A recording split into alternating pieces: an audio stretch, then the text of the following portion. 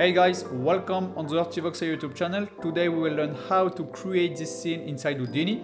So let's take a look at the final render and let's dive into the tutorials.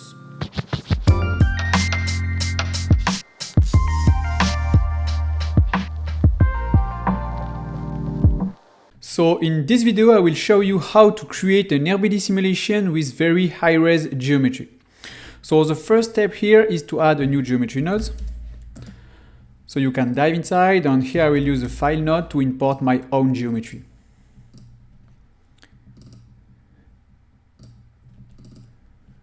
So here I have a coffee bean. So by default, this bean is around 4,000 points. So here is not very high res, but not too low res. But if you have very lot amount of beans, it can be very difficult to simulate them in RBD. So here I will add another one. So I will add another file nodes, and I will open another beans.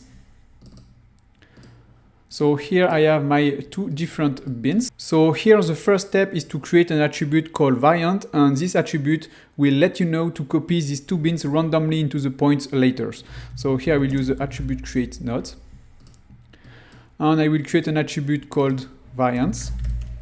And this will be an integer attribute, and for the first bean the value is equal to 0, and for the second bean the value is equal to 1, for example. So here I can merge my two beans. So then I can create my points. So to do that I will use a default grid, and I will use the scatter node to scatter some points into my geometry. And I will use a value of something like 500 for now. Then I can add my normal node in my two beans here. And I can use the copy to point sub to copy my geometry into the point created by the scatter node. And here I will use the node called attribute from pieces. And I will plug my beans into the second input, and I will plug my points into the first input of this node. And I will plug my points into the second input of the copy to points, and I will plug my geometry into the first input of the copy to points. So here on the attribute from pieces, I will simply add my pieces attribute, which is called variance. And then into the copy to point, I will select here my piece attribute, which is also called variance. And then I can visualize my copy to points. And now if we add a color into our beans, we will see we have copied our two beans randomly into the point. So I will add a color sop into my first beans. This one will be, for example, red. And the second one will be, for example, blue.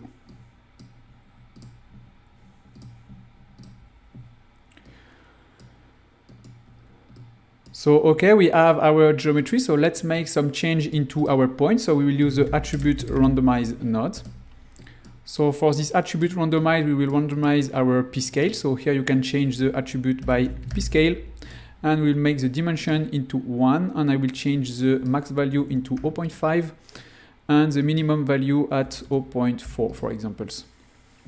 Then I want to randomize my orientation. So to do that, I will use another attribute randomize, and I will randomize this time the orients. So I will type here orients, and I will change the dimension into 4. And now we have a random orientation for each of our beans. So here I will decrease a little bit the scale of each bean to avoid overlap between them. So to do that, I will go into the p-scale attribute, and I will decrease the global scale to something like 0.85. So now we want to add some normals into our points. So to do that, I will use an attribute wrangles, and I will use the set function to set our normals up in the y-axis. So to do that, I will type @n for the normal attribute, and I will use the set function, and I will put my normal up on the y-axis. So I will type 0, 1, and 0. Now you can visualize the normal by these little icons. And now I'll add the point velocity to add some velocity on our points. So point velocity. And here on the point velocity, I will simply use the conical noise. And here I can see the velocity here by clicking on the V.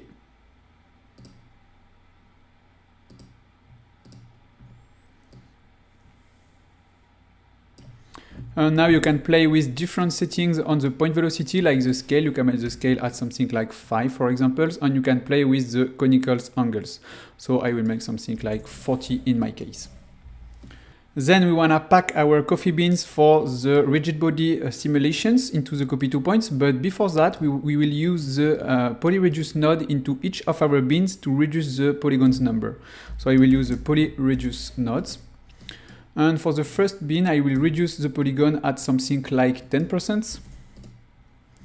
And I will copy the polyreduce and I will plug it into the second coffee bean. So in that case, we have only 200 points instead of 4,000.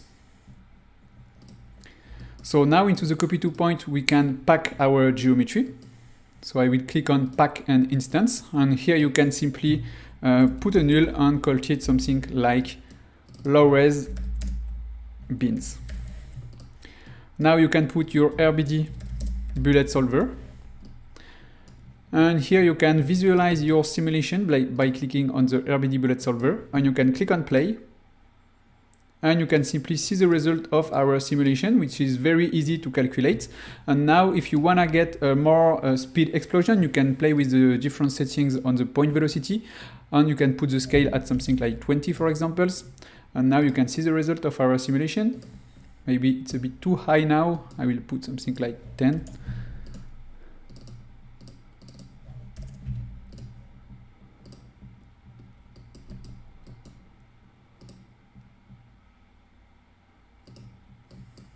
But for now, the RBD simulation is done with very low-res geometry, so you can adjust the polygon number with the polyreduce node. You can adapt this value based on your own object here.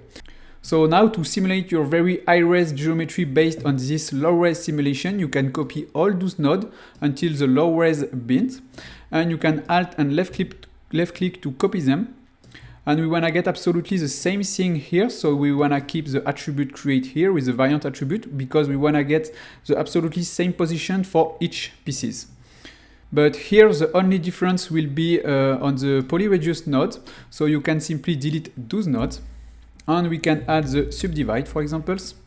And now we will add more subdivision to our beans. So for example, we can see the result here. So now we have a subdivided beans, so you can put the subdivision at 2, for example, to get a super high-res geometry. And we can copy the subdivide into the second input here, or the second bin, sorry. And now you can add the material node. So in that case, we will assign the material to the bin before they will be packed into the copy 2 points node. So you can copy the material node, and here you can assign your own materials into the coffee beans. So now you can rename this node the high-res beans, and then you can use a node called transform pieces. And here on the transform pieces, we want to plug the high-res geometry into the first input, and we want to plug this input, which is the point simulation, into the second input of our transform pieces. And now you can see the result of our simulation. So now we have a very, very high-res geometry. So you can see we have very high-res here, and we have very low-res here. So you can see the difference. And now you can visualize the transform pieces node. And now we can see on the 3D viewport we have some different cubes, because if we are pressing D on the viewports, we have this panel on the optimize. We have the scene polygon limit at 50 million polygons. So we can increase this value if you want to 100 millions. But I think it's not necessary to visualize our bins. So I can press D and put it at, for example, 50 million back. So now we can click on play and we can visualize our simulation with very high-res geometry. And now you can see it's very easy for your computer to play the real-time simulation of your high-res geometry based on the low-res geometry.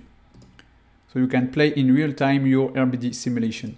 So here I don't have many coffee beans, but if you want, you can add a very huge amount of coffee beans, and you can use this technique to transfer your high-res geo into the simulation done with low-res geometry.